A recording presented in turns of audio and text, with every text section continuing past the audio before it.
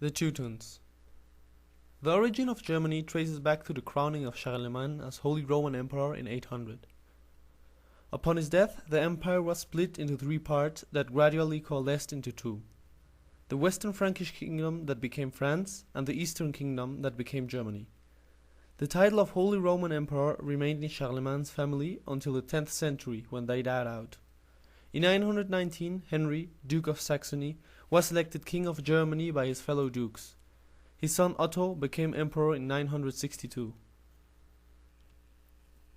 The Holy Roman Empire that Otto I controlled extended over the German plain north to the Baltic, eastward into parts of modern Poland, and southward through modern Switzerland, modern Austria, and northern Italy.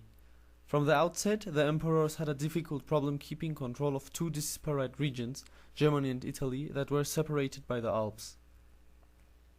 The Holy Roman Empire was successful at first because it benefited the principal members, Germany and Italy. The Germans were not far removed from the barbarian condition. They had been conquered by Charlemagne only a century earlier. They benefited greatly from the Italian culture, technology, and trade. The Italians welcomed the relative peace and stability the empire ensured. Italy had been invaded time and again for the previous 500 years. The protection of the empire defended the papacy and allowed the city-states of Italy to begin their growth. The imperial armies were manned partially by tenants of church lands who owed service to the emperor. A second important contingent were the ministrels, a corps of serfs who had received the best training and equipment as knights, but who were not freemen. These armies were used to put down revolts or interference by local nobles and peasants, or to defend against raids by Vikings from the north and Magyars from the east.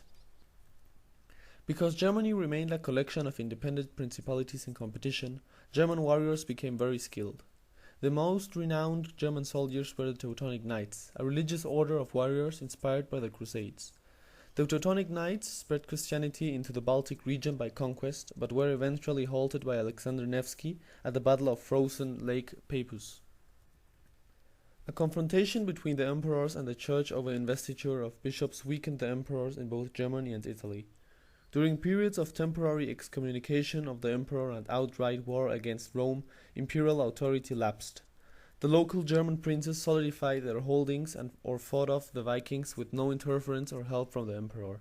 In Italy, the rising city-states combined to form the Lombard League and refused to recognize the emperor. Political power in both Germany and Italy shifted from the emperor to the local princes and cities. The Ministrales rebelled, taking control of the cities and castles they garrisoned and declaring themselves free.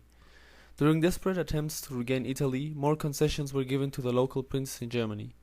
By the middle of the 13th century, the Holy Roman Empire existed in name only. The throne remained empty for 20 years. The German princes cared only about their own holdings. The Italian city-states did not want a German ruler and were strong enough to defend themselves. Future emperors in the Middle Ages were elected by the German princes, but they ruled in name only, controlling little more than their own family estates. Germany remained a minor power in Europe for centuries to come.